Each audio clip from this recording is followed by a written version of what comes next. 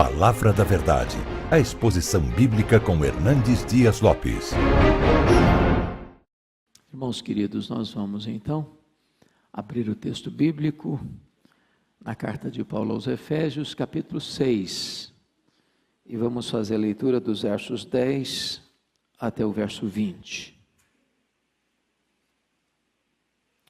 Efésios capítulo 6, a partir do verso 10. Paulo diz assim: quanto ao mais, sede fortalecidos no Senhor e na força do seu poder. Revesti-vos de toda a armadura de Deus, para poderdes ficar firmes contra as ciladas do diabo. Porque a nossa luta não é contra o sangue e a carne, e sim contra os principados e potestades, contra os dominadores deste mundo tenebroso, contra as forças espirituais do mal nas regiões celestes. Portanto, tomai toda a armadura de Deus, para que possais resistir no dia mau, e depois de ter vencido tudo, permanecer inabaláveis. Estai, pois, firmes, cingindo-vos com a verdade, e vestindo-vos da couraça da justiça. Calçai os pés com a preparação do evangelho da paz, embraçando sempre o escudo da fé, com o qual podereis apagar todos os dardos inflamados do maligno. Tomai também o capacete da salvação e a espada do Espírito, que é a palavra de Deus, com toda a oração e súplica, orando em todo o tempo no Espírito, e para isso vigiando, com toda perseverança e súplica por todos os santos, e também por mim, para que me seja dada no abrir da minha boca a palavra, para com intrepidez fazer conhecido o mistério do Evangelho, pelo qual sou embaixador em cadeias, para que em Cristo eu seja ousado para falar, como me cumpre fazê-lo. Amém. Irmãos amados, Paulo escreveu esta carta quando ele estava preso em Roma, na sua primeira prisão, por volta dos anos 61, 62. Paulo tinha estado nesta cidade de Éfeso, que era a capital da província da Ásia Menor, por cerca de 3 anos. E para mim, um dos grandes avivamentos que eu encontro na história da igreja, um deles aconteceu em Éfeso, uma cidade de mais de 300 mil habitantes, uma cidade idólatra, uma cidade feiticeira, e uma cidade que se rende à palavra de Deus, que vê o poder do evangelho desarticulando os poderes da idolatria e da feitiçaria. E em 3 anos que Paulo passa ali, igrejas são plantadas em toda a província da Ásia Menor. Agora Paulo está enviando esta carta a esta igreja. E nesta carta Paulo retrata de uma maneira eloquente este eterno projeto de Deus, que planeja a nossa salvação, que executa a nossa salvação e que nos dá garantia dessa salvação. A nossa salvação é uma obra do Pai, é uma obra do Filho, é uma obra do Espírito Santo. Depois que Paulo retrata este plano eterno que se consuma na história, que tem a garantia de que será verdadeiramente consumado na segunda vinda de Cristo, ele ora para que a igreja entenda a riqueza desse chamamento, qual a riqueza da sua herança e qual o poder que está à sua disposição. Paulo mostra nessa carta ainda como nós éramos antes deste encontro com Cristo, estando nós mortos, estando nós depravados, estando nós condenados, estando nós escravizados ao diabo, ao mundo e à carne. Mas Deus, porque nos amou e por causa da riqueza da sua graça, nos salvou, pela graça mediante a fé, para as boas obras. E Paulo então mostra como Deus junta judeus e gentios num único corpo, numa única igreja. No capítulo 3, Paulo retrata que este era o grande mistério oculto das eras. De que forma que os gentios eram coerdeiros juntamente com os judeus desta grande salvação em Cristo Jesus. E ele volta a orar pela igreja, para que ela receba poder, mediante a habitação de Cristo no nosso coração, para que toda a igreja compreendesse a grandeza do amor de Deus, e fosse tomada de toda a plenitude de Deus. Quando Paulo vai para o capítulo 4, ele começa a aplicar esta gloriosa doutrina e retrata para você e para mim que nós precisamos viver de modo digno da vocação com que fomos chamados, vivendo em mansidão, vivendo em humildade, vivendo em longanimidade, porque nós estamos ligados a um só Senhor, temos um só Deus, temos uma só fé, temos um só batismo. Paulo então começa a mostrar a necessidade de vivermos uma vida santa. Quando vai para o capítulo 5, ele mostra que é preciso imitar a Deus, é preciso ser cheio do Espírito Santo de Deus, e você demonstra essa plenitude do Espírito Santo de Deus na relação marido e mulher, mulher-marido, na relação de filhos e pais, pais e filhos, na relação de patrão e empregado, empregado-patrão. Agora ele está concluindo a carta, e ele diz o seguinte no verso 10, quanto ao mais, ele está concluindo, esse é o ápice da carta. E ele vai mostrar para você e para mim que o fato de você ser escolhido por Deus na eternidade, o fato de você ter sido remido por Cristo na cruz, o fato de você ter sido selado com o Espírito Santo da promessa, o fato de você ter sido colocado e enxertado no corpo de Cristo, o fato de você ser cheio do Espírito Santo, o fato de você ter uma família bonita, o fato de você ser uma pessoa abençoada no seu trabalho, não livra você de uma grande batalha espiritual. Nós estamos num terreno minado, nós estamos numa guerra, nós estamos numa grande tensão. Eu gosto muito da figura que Francis Schaeffer levanta sobre esse assunto.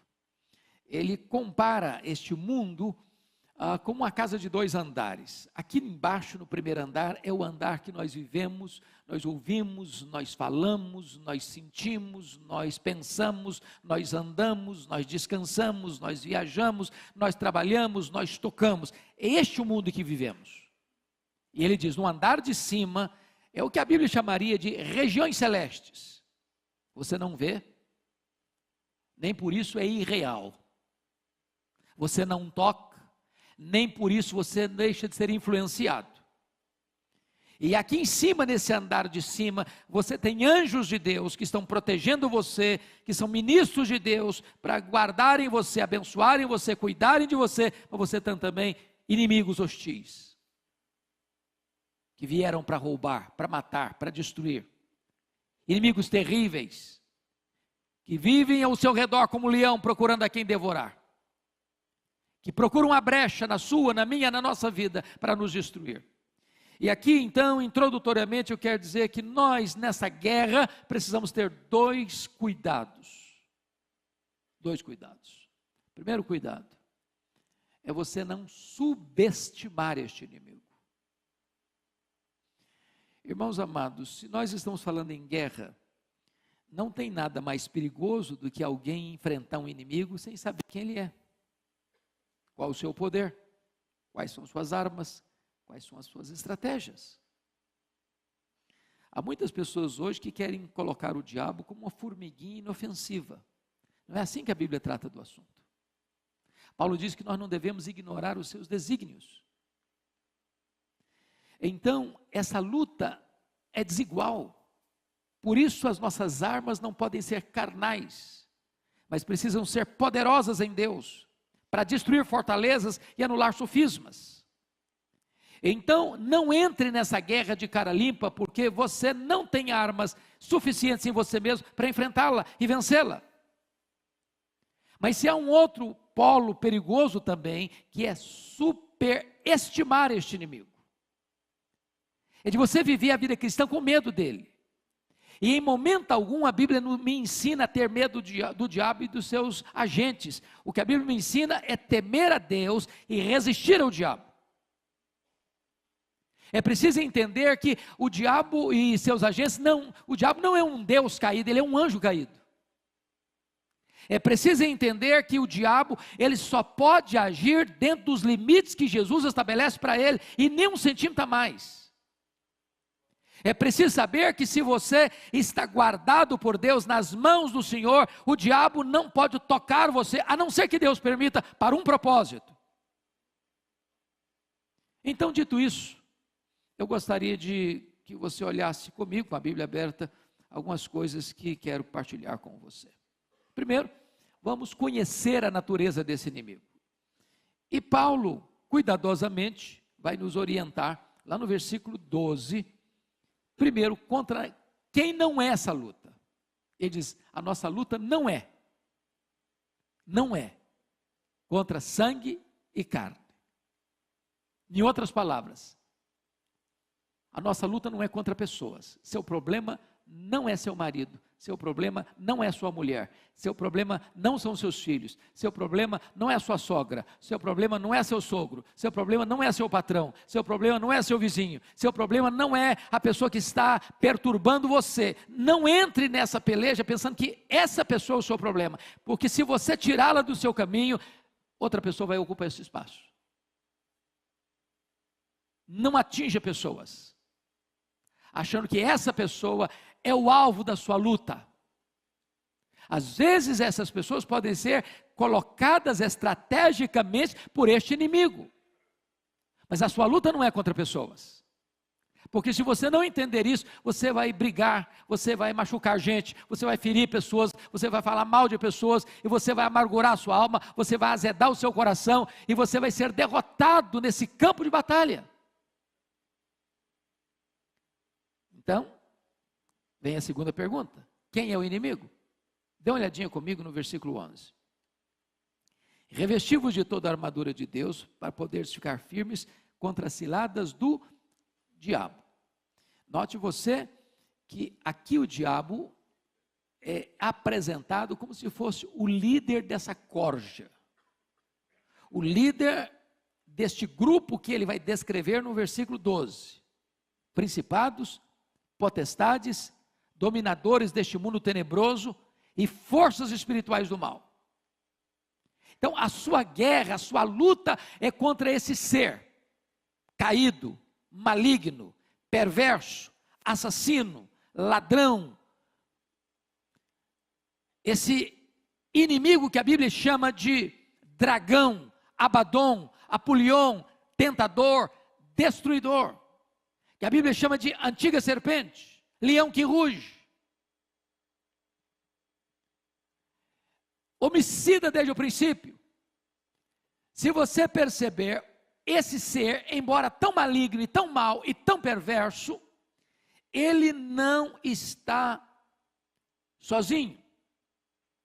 Ele não está sozinho. Porque ele não é um Deus caído, ele não tem os atributos de Deus. O diabo não é onipresente, ele não é onisciente, ele não é onipotente, ele não é transcendente, mas ele também não está sozinho. À luz de Apocalipse capítulo 12, versículo 3, quando ele cai, ele arrasta com a sua cauda 1/3 das estrelas. Isso é uma expressão bíblica para descrever que 1/3 dos anjos de Deus foram precipitados no abismo com ele. E esses seres malignos estão sob seu comando, dentro deste reino das trevas, trazendo tantas perturbações e angústias e perplexidades aos homens. Agora, a pergunta segunda que eu levanto no texto é: quais são as características desse inimigo? A primeira coisa que você vai notar comigo é que esses inimigos são poderosos. Olha comigo o versículo 12. A nossa luta é contra os principados e potestades e dominadores deste mundo tenebroso, forças espirituais do mal nas regiões celestes. Amados irmãos, nenhum de nós deva subestimar isso. Subestimar isso. O poder deste inimigo. Eu acho que você vê esses sinais e essas evidências o dia todo. Nas ruas, no cinema, no teatro, nas telenovelas, na literatura, na imprensa, nas cortes, nos parlamentos, no comércio, na indústria, nas transações comerciais, nas relações internacionais. Você sempre vê esta mente poderosa e maligna, tantas vezes, articulando nos bastidores, com a sua mão invisível, porém pesada, perigosa, destruidora. Paulo então vai retratar para nós que esses inimigos são sim poderosos, mas mais do que isso, eles são malignos. Este mundo tenebroso, irmãos amados, este mundo tenebroso é o aspecto de que esse reino é reino de trevas, de escuridão, de violência, de maldade, de promiscuidade, de mentira, de opressão, de injustiça, de malignidade, que vem para destruir pessoas, que vem para arruinar famílias, que vem para arrebentar com casamentos, que vem para levar as pessoas ao desespero existencial, que vem para acabar com as pessoas, para arrebentar com elas de todas as formas, de todos os meios. É um mundo tenebroso, porque o inimigo é maligno.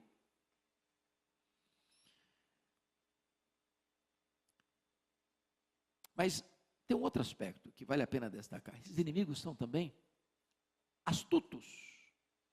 Chama a sua atenção de novo para o versículo 11, que Paulo diz que você deve ser tomado de toda a armadura de Deus para você ficar firme contra quê? Ciladas. A ideia de ciladas aqui é a ideia de métodos, de estratagemas, de diversas articulações que o inimigo usa. Em outras palavras, o diabo tem mais de um figurino, ele tem mais de uma armadura, ele tem mais de uma máscara, ele tem mais de uma estratégia. Talvez depois de Deus ninguém conheça você mais do que ele. Ele pesquisa você, ele vive ao seu redor, ele busca uma brecha na sua vida, ele conhece os seus pontos fortes e os seus pontos fracos, ele sabe explorar isso. Para cada pessoa, a tentação vem de forma diferente. Tem gente que o problema dele é área sexual, a fraqueza é essa. Para outro, o problema é dinheiro, a fraqueza é dinheiro. Para outra, a fraqueza é vaidade, é soberba, é grandeza. Para cada pessoa ele vai entrar com uma proposta diferente, com uma bandeja diferente, com um cardápio diferente, com uma proposta sedutora diferente. Ele tem muitos métodos, ele tem muitas variantes, como aquele filme O Advogado do Diabo apresenta no final.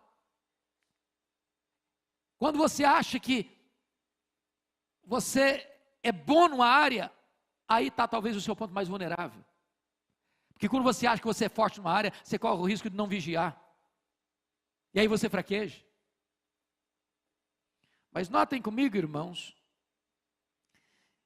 quais são essas estratégias então? Vamos pensar um pouquinho nas estratégias desse inimigo. Lá em Lucas 11, versos 21 e 22, diz que o diabo é uma espécie de valente que tem uma casa e guarda em segurança todos os seus bens. O que significa isso? Significa que o diabo tem sob o seu comando pessoas na casa dele, guardada em segurança por ele. A Bíblia chama isso de reino das trevas ou potestade de Satanás. Mas a Bíblia diz mais, que vindo um mais valente do que ele, vem, vence-o, tira a panóplia dele. Ou seja, a panóplia é uma palavra única, mas que significa toda a armadura, por isso que tem essa preposição, esse prefixo pan, tudo, toda a armadura dele. Deixa-o completamente sem proteção, amarra-o e saqueia os seus bens. Saqueia os seus bens. Então faça a pergunta: você acha que o diabo precisaria de artimanha para prender quem já é dele? Você precisa de um laço para pegar um passarinho que já está dentro da gaiola? A quem você acha que o diabo usaria suas artimanhas mais perigosas? É lá no carnaval? É lá no campo de futebol? É lá no teatro? É lá no submundo? Ou é exatamente contra a igreja de Deus? Daqueles que não estão nas suas mãos que ele tenta capturar? Agora, quais são essas artimanhas que o inimigo usa? Eu gostaria de citar alguns para você. Primeiro, está lá em Mateus 13:19, que quando a semente, a palavra de Deus é semeada, vem o maligno e arrebata essa semente do coração. Irmãos, eu não sei quanto a vocês, mas todo culto onde a palavra de Deus é pregada é um território de batalha espiritual. Eu conheço gente que vem para a igreja e bastou sentar, o cara pode estar sem uma gota de sono, o cara dorme. Dorme. Dá um sono nele que não tolera.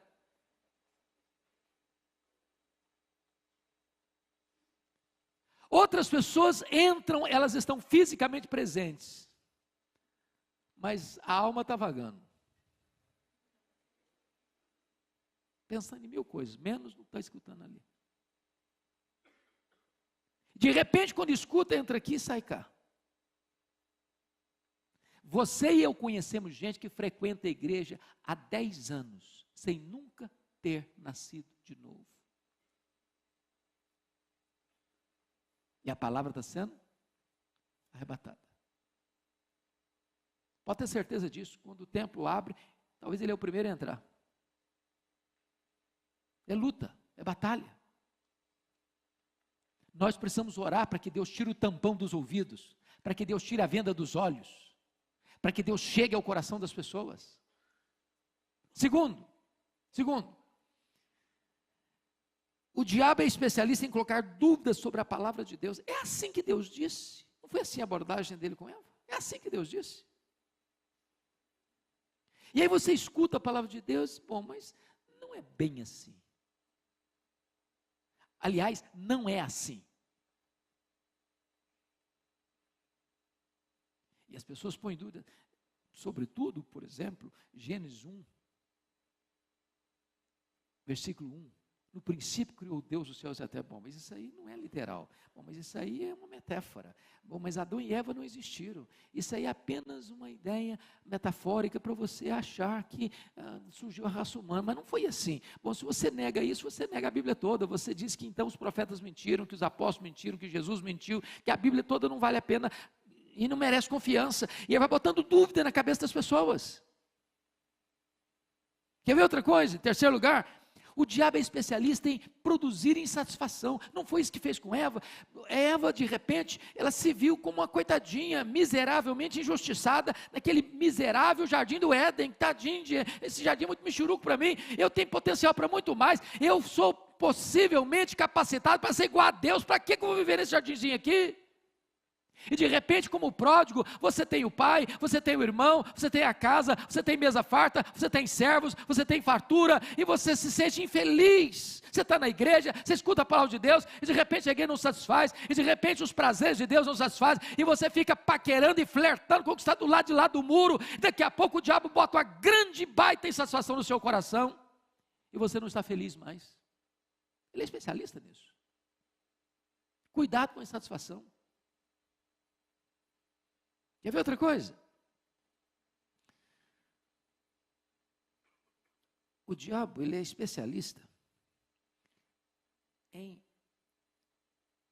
produzir uma espécie de raiva no seu coração, que se instala, e você diz, eu não suporto aquela pessoa,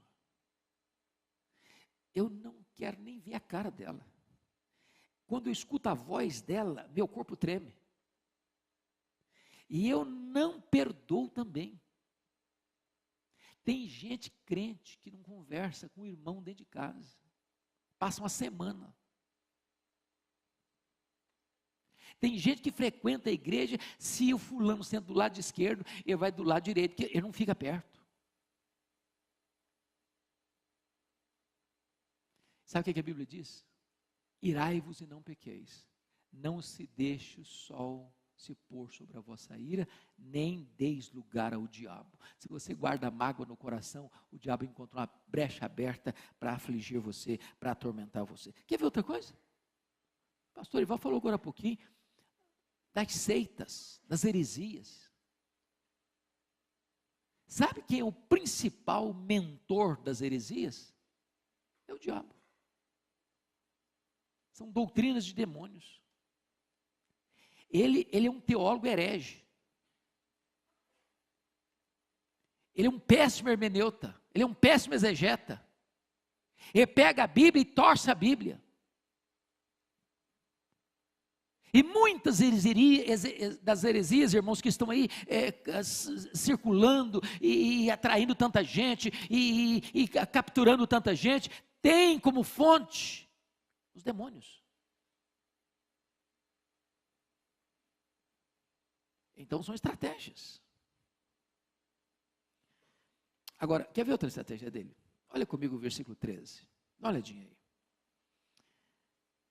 Portanto, tomai toda a armadura de Deus, para que possais resistir no dia mau. Eu fico impressionado com essa expressão aqui, porque a Bíblia diz que todos os dias, de certa forma, são maus. Nós vivemos num mundo que jaz no maligno.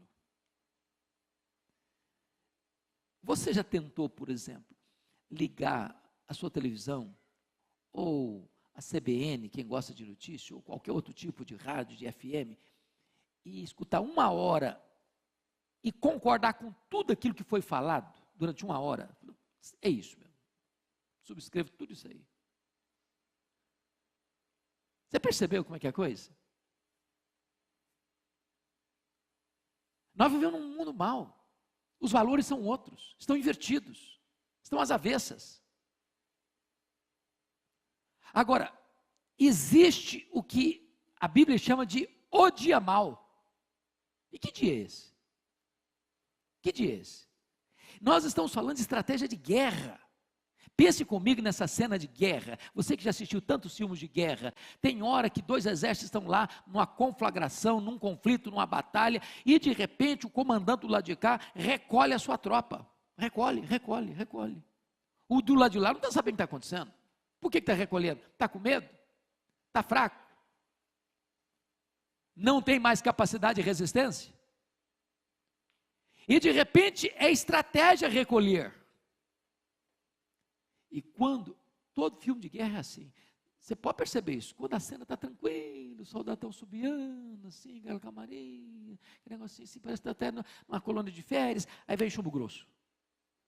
É assim na guerra, espiritual também. Pensa na casa dos 2 andares. Você está lá embaixo, no primeiro andar, tranquilo, no anais e tal, está tudo bem, está tudo em paz, está com saúde, família vai bem, está promovido no emprego, os filhos estão tudo bem sucedido no trabalho, na escola, e está aquela maravilha, aquela nice, você nem vai para a igreja mais, também reunião de oração você não vai mais, vigília nem fala nisso mais, e você também está até de férias de Deus, e de repente está tudo calmo. Aí, de repente, lá do andar de cima vem uma ordem, dia tal, chumbo grosso no fulano. Aí o cara acorda já meio atordoado. Já acorda, já briga com a mulher, grita com as crianças, chuta o cachorro, buzina e grita com o cara no trânsito. Chega no trabalho e está aquela confusão.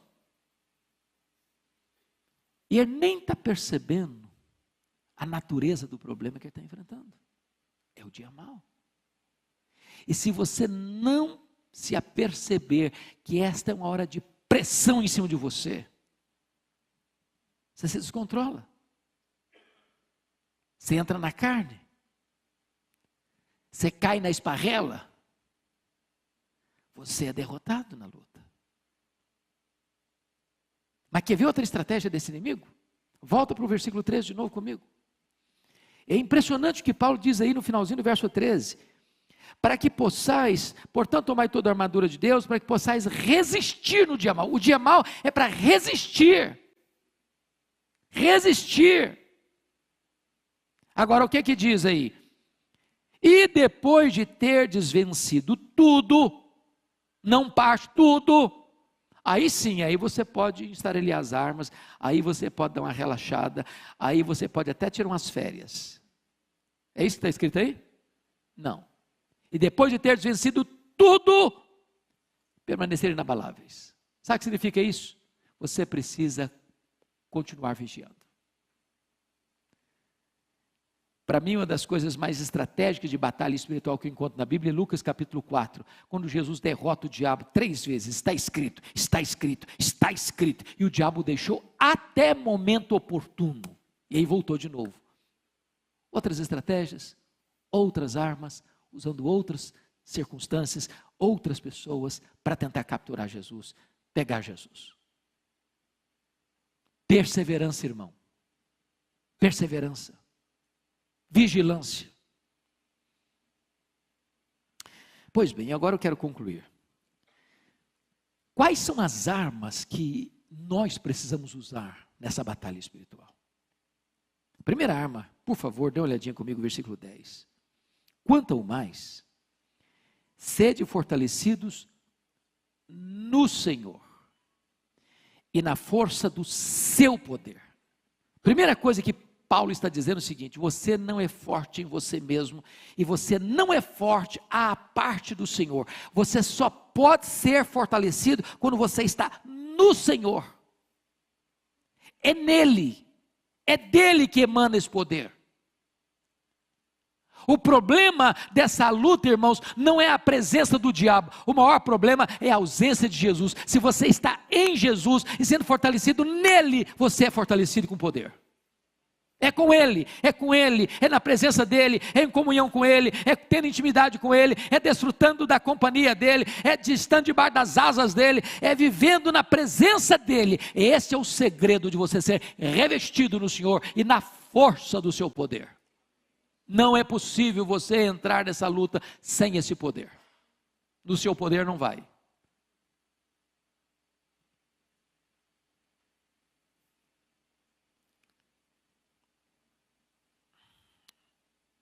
Eu não sei se vocês já leram, eu sugeriria vocês um dia encontrarem esse livro, para dar uma lida nele, um livro que foi compilado pelo reverendo Augusto Nicodemos, quando ele morou na África do Sul, Reavivamento na África do Sul, é um livreto que você lê numa sentada, mas um dos livros mais fenomenais que eu já li, a história do avivamento de Quacisabanto. E como é que aquele avivamento começou?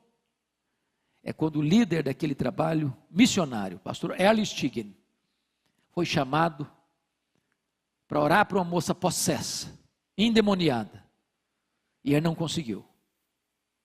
E os missionários vieram, e não conseguiram. E eles ficaram vários dias tentando expulsar a caça de demônio da moça, e não conseguiram. E a conclusão dele foi essa: eu vou embora daqui. Eu não tenho autoridade para pregar mais aqui. Foi quando tudo mudou naquela missão. O Espírito de Deus segredou o coração dele: você não tem que ir embora, você tem que buscar poder. Buscar poder. Esse poder, irmãos, não é uma frase de efeito.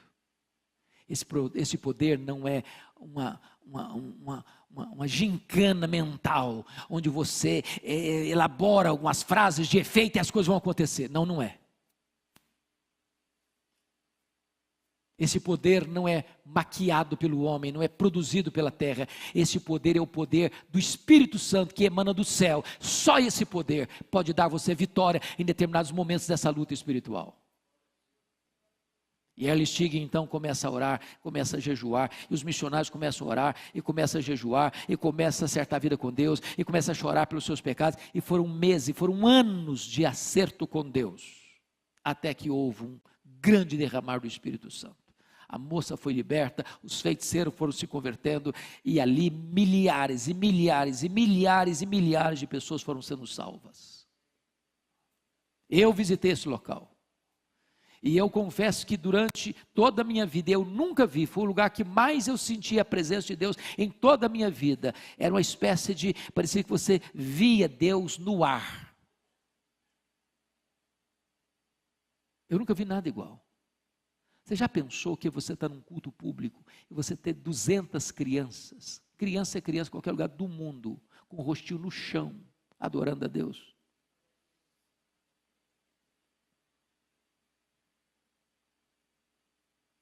Milagres extraordinários acontecendo. Cegos vendo, coxos andando, mortos ressuscitando. Eu ouvi o testemunho pessoal da regente do coral, que ficou 17 horas no caixão. Quando estava indo para o cemitério, Deus a levantou da morte. Agora, como é que começa isso? Quando alguém reconhece o seguinte: eu preciso de poder. Eu preciso de poder. E poder não se recebe na academia, e poder não se recebe apenas com a intelectualidade humana, poder se recebe com joelhos dobrados, com o derramar do Espírito Santo de Deus. Nós precisamos desse poder. Segunda coisa que Paulo nos ensina, irmãos, versículo 11, é que nós precisamos ser revestidos não de alguma, mas de toda a armadura de Deus. E toda a armadura de Deus, uma palavra só no grego, é panóplia. Nós precisamos da panóplia. Nós precisamos de cada peça dessa armadura. Não pode ter brecha. Não pode ter brecha. Você precisa proteger sua cabeça. Você precisa proteger o seu coração. Você precisa proteger o seu corpo. Você precisa proteger seus pés. Você precisa proteger todo o seu cérebro. Você precisa uma espada na mão. Você é um guerreiro. Você precisa ter armas de defesa e de combate. E depois que tudo isso estiver pronto, então, versículo 18 diz que você precisa fazer isso num ambiente de oração, com toda oração e súplica, orando em todo o tempo, no Espírito, e para isso vigiando com toda perseverança e súplica por todos os santos. Eu queria concluir fazendo uma pergunta a você. O que você conhece desse poder? Ou, quão consciente você está hoje de que você precisa desse poder? Porque esse poder não tem a ver com o tempo de igreja, com o cargo que você exerce na igreja, com o grau de conhecimento que você adquiriu.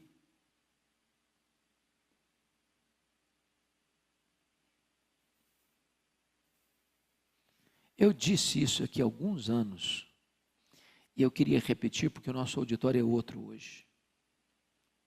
Uma experiência que marcou profundamente a minha vida. Eu estava pregando num culto de formatura do Seminário Presbiteriano do Norte, em Recife, na Igreja Presbiteriana das Graças. Um dos formandos, depois do culto, me procurou para me contar uma história que ele tinha vivenciado naquele ano. Ele era um bom pregador e hoje ele é um missionário fora do Brasil.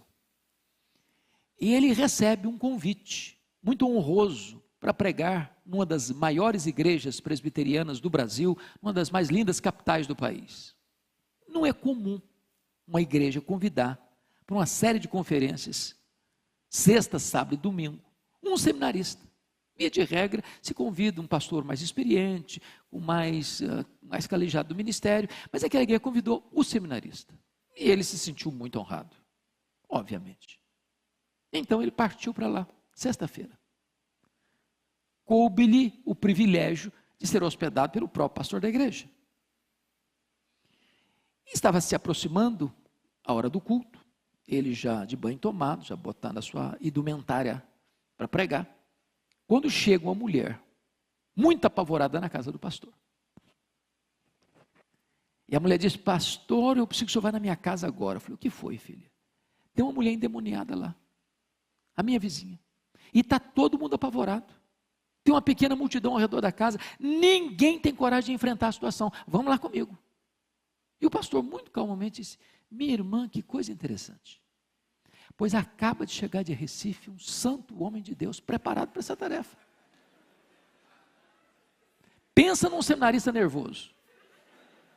cara começou a tremer os joelhos. Eu não sei se eu estivesse lá, eu não teria sentido a mesma coisa. Ele tentou fugir da situação. O pastor disse, não, você vai comigo. E foram caminhando, rua fora, de longe escutaram os gritos cavernosos da mulher. Quando chegaram na casa, que um monte de gente espantada, com os olhos esbugalhados, com o rosto assim, transtornado, e o seminarista mais apavorado ainda, e o pastor disse, seminarista, o caso é todo seu. Pode entrar na casa. Quando ele entrou, ele se deparou com um quadro horrível. Aquela mulher estava com os cabelos desalinhados, com o rosto desfigurado, com os olhos muito cheios de ódio. E quando ele tentou esboçar a primeira palavra, ela lhe deu uma bofetada na cara e jogou ao chão. E no chão ele ficou por mais de 1 hora. E ela bufando ao redor dele como uma fera selvagem. E vou lhes dizer que ele é um cara de quase 2 metros de altura. Ele me disse em lágrimas, esse pastor Hernandes, caído e nocauteado ali, eu senti e vi como um filme passar em minha cabeça a minha história. Seminarista, formando, cheio de arrogância, achava que eu era o tal. Caído, envergonhado, humilhado. Seus pecados vinham como um filme na sua cabeça. Até que depois de muito tempo, ele disse, me senti como Sansão, agarrado nas colunas daquele templo, e fazendo a seguinte oração, oh meu Deus, eu ainda sou teu servo, tem misericórdia de mim, restaura minha autoridade, restaura meu poder, não me deixe envergonhado, Senhor. E quando ele começa a orar desta maneira, a mulher cai. E quando a mulher caiu, ele se levantou. Porque diante de Deus, humildade, mas diante do diabo, autoridade. Autoridade. E ele se levantou, e no nome do Senhor Jesus Cristo, ele deu ordem àqueles demônios para se retirarem daquela mulher. Ela ficou liberta. E ele me disse algo que eu nunca mais esqueci. Ele me disse assim, pastor Hernandes, nesse dia eu descobri uma coisa. Não basta ser crente. Não basta ser líder. Não basta ser diácono, presbítero, seminarista, pastor, missionário. É preciso ter o poder do Espírito Santo de Deus na nossa vida. Quanto ao mais sede fortalecidos no Senhor e revestidos da força do seu poder. Você quer esse poder, irmão? Ele está à sua disposição, está à minha disposição. Paulo diz isso lá no 1º capítulo. A suprema grandeza do poder de Deus está à nossa disposição, o mesmo poder que ressuscitou Jesus dentre os mortos. Eu queria orar com você agora. E se você anseia esse revestimento de poder, eu vou pedir permissão ao meu pastor aqui, para fazer uma coisa diferente. Convidar você para vir aqui à frente. Se você deseja isso, almeja isso para a sua vida, para o seu coração. Senhor, eu preciso desse poder. Eu quero esse poder.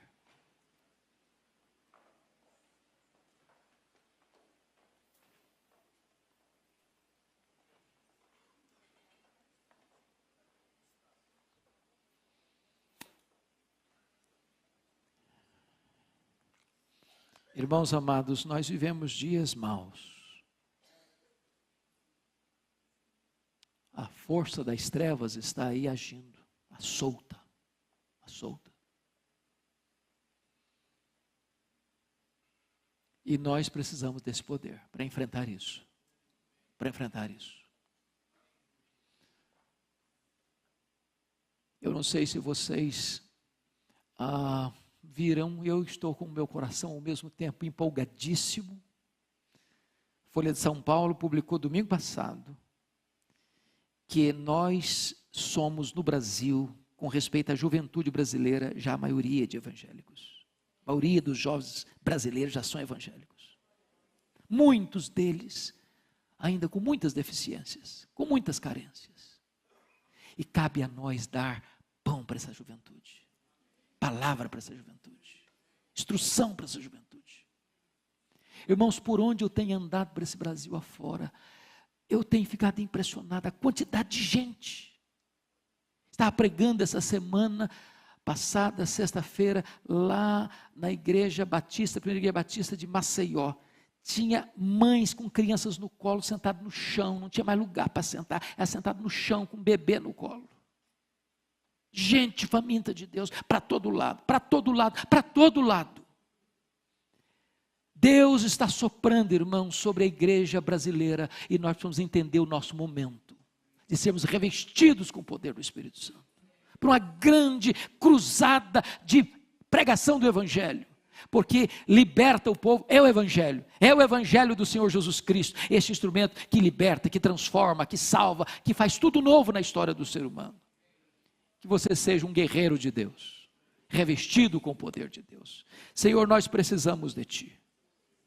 Aqui estamos, Senhor, carentes da Tua graça, reconhecidos, meu Deus, de que nós fomos alcançados por esta graça, transformados por ela, regenerados pelo Teu Espírito, selados pelo Teu Espírito. Hoje fazemos parte da Tua família, do Teu rebanho. Hoje fomos enxertados no corpo de Cristo. Louvado seja o Teu nome. Mas agora, Senhor, nós queremos ser revestidos com o Teu poder.